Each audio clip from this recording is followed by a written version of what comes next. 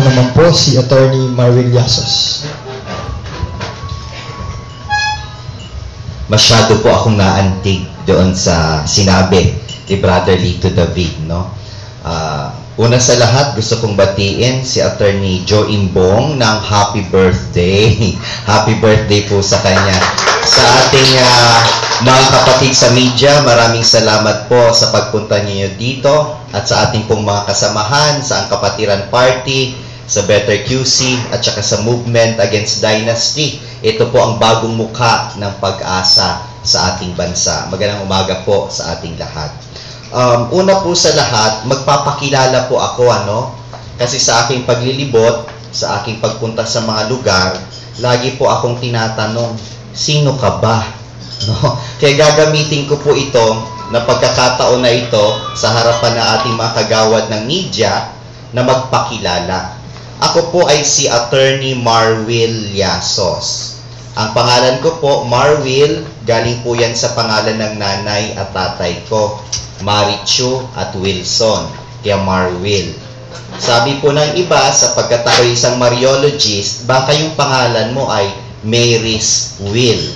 Ibig sabihin, kalooban ng mahal na Birheng Maria. Amen ho ako doon. Okay? Ang apelyido ko po ay Yasos. Hindi ho ito kasing tunog ng kuhuang ko. Hindi po ito kasing tunog ng Estrada, ng Aquino, o kaya Binay. Bago po sa pandinig ng karamihan. Tandaan nyo na lang ho, basta Yasos, ayos. Hindi po kasi ako galing sa political dynasty. Ako po ay tubong Bicol. Doon po ako lumaki.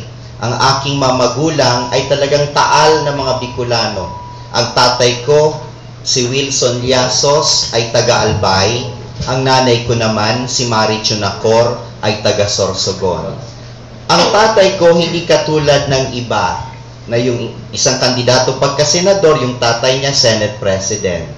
Yung isa naman, yung tatay niya, dating Pangulo, na gustong mag-mayor sa Maynila. Yung isa naman ay, ang tatay niya ay dating mayor at ngayon vice president na. Wala po akong maipagmamalaki na ganung ama. Ang tatay ko ay isang ordinaryong mamamayan na ikinararangal ko na siya'y nanindigan nung panahon ng diktadorya. Isa sa mga unsung heroes. Yung tatay ko ay naging witness sa Agrava Board investigating the Aquino Galman double murder case. Siya po ay nakulong ng 6 na buwan nung panahon ng diktadorya. Mas marami pang naibuwis ang tatay ko kumpara sa anak ng biktima ng assassination na nakaupo ngayon sa Malacanang. Ang nanay ko naman ay isang OFW. Lumaki po ako na wala yung aking nanay. Elementary pa lamang ako, siya'y nagtatrabaho na sa Saudi.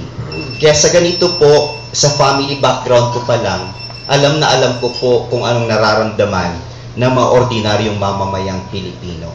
Kaya nga ako tumatakbo pagka-senador kasi gusto kong ibalik sa taong bayan ang serbisyo na kinakailangan nila at ibalik ang kapangyarihan na dapat naman talaga ay nasa atin. Ako po ay naniniwala ng ating demokrasya ay isang Republican form of government. And as a Republican form of government, ours is a representative form of government. Ang mga lingkod bayan, ang mga halal ng ating mga mamamayan, maging pangulo man o barangay chairman, sila ay dapat nakinatawan, kumakatawan sa taong bayan. Pero paano kakatawanin ng isang asyendero ang isang magsasaka? Paano kakatawanin ng isang mayaman yung mga taong naghihikahos? Wala po silang alam sa tunay na nangyayari sa ating bayan. Kaya ano pong ginagawa? Pagpapakasasa sa sarap, sa yaman na hindi naman kanila. Kaya po, sa darating na halalan, ang tinitingnan ko po ay maibalik ang tunay na diwa ng demokrasya. Representative form of government. Tayo mismo, ang dapat na maglagay ng mga taong alam na alam, gamay na gamay, kung anong nangyari sa pang-araw-araw nating buhay. Ako po ay tinitingnan ko at alam ko kung ano yung tinatakbuhan kong posisyon at yan ay pagiging isang senador. A senator is a legislator. Hindi po kagaya ng ating mga legislator sa ngayon, kongresista man o senador, walang inatupag kundi kontrata. Kayong mga kongresista ay hindi dapat tawaging kongresista kundi kontratista. No? Walang inatupag kundi pork barrel. As a senator, alam po natin na there are three main functions ang pagiging senador. The first is legislation. Pasado kaya dito si Attorney Maru Villasos ng Angkapatiran. Alam niyo po, pag tinawag na legislation, pagsasagawa ng batas, qualified po ako sapagkat ako'y isang abogado. No? Mula pa lamang nung nag-aral ako ng batas, hinimay ko na ang batas ng ating bansa. At sa mga pagkakataon na nagbibigay ako ng lecture sa iba't ibang dako ng ating bansa at bilang isang professor of law, minsan po nakikita ko ang daming mali sa mga umiiral na batas sa ating bansa. Bakit? Hindi pinag-isipan. Sapagkat ang puso ng mga senador at ng mga kongresista ay wala sa legislation, kundi nasa PDAF. Imagine, pati nalang grammar ng ating mga batas, wrong grammar pa. No? So I think I am qualified in legislation. No? Pangalawa, the second function of Senate is investigation.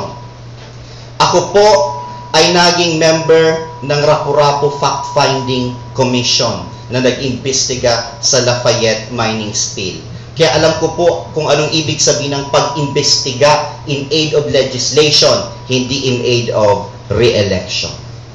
Si Attorney Villasos ay resource person ng House of Representatives Committee on Agrarian Reform. Alam niyo ho, kung kayo po ay naimbitihan ng Senado o ng Kamara sa mga committee hearings, doon niyo po makikita kung paano kababa ng IQ ng ating mga mambabatas. Wala po silang alam kung ano yung agenda, no? Sila po ay umaasa sa resource person para paliwanagan sila. Kaya nga po minsan, ako'y nag-isip at napadali po yung aking pag-agree na tumakbo kasi tayong mga Pilipino, meron po tayong minsan na attitude, di ho ba? Pag hindi magawa ng iba ng tama, yung dapat gawin, anong sinasabi natin? Tabi ka na nga dyan, ako na lang. Ganun po yung nararamdaman ko, no? Imagine these are elected representatives of the people, they do not know what they are doing in the House and in the Senate. Kaya po, naisip ko, tabi ka na nga dyan, ako na lang ang gagawa ng dapat mong gawin. No? Kaya po doon po sa investigation, pasado po si Attorney Villasos. Pangatlo, and more importantly, education. No? Education. Nung si Lito David ay sinabihan ako kung gusto kong tumakbo sa pagkasenador, halos po mahulog ako sa kinauupaan kong bangko. The joke of the century. Anong kinalaman ko sa politika? The last time po akong tumakbo, 1992, SK chairman pa ho. No? Hindi nga ako naging mayor o konsehal ng bayan. Pero nung sinabi niya sa akin, alam mo Brad, more than anything, ang importante ay makatulong tayo sa political education ng bayan. Kaya ko po tinanggap ang hamon. Dahil ang isang senador ay dapat na edukador. No? Nagbibigay siya ng edukasyon sa pamamagitan ng privileged speeches na tama para yung mga issues ng lipunan ay malagay sa national agenda at mapag-usapan ng taong bayan. Si Attorney Villasos is an educator by heart. Hindi ko po pinangarap na maging abogado. Ginusto ko lang po na maging guro. 2 years after graduation for my degree of Bachelor of Arts in Political Science, cum laude in 1996. Ako po ay nagturo ng 2 taon sa Bicol.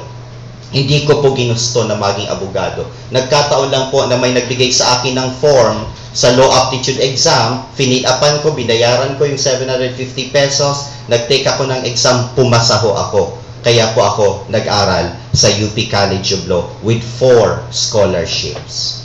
Hindi ko ginusto maging abogado, naging abogado ako. Isa po ang sasabihin ko sa inyo ngayon, hindi ko ginustong maging senador, kaya magiging senador ako. Maraming salamat po.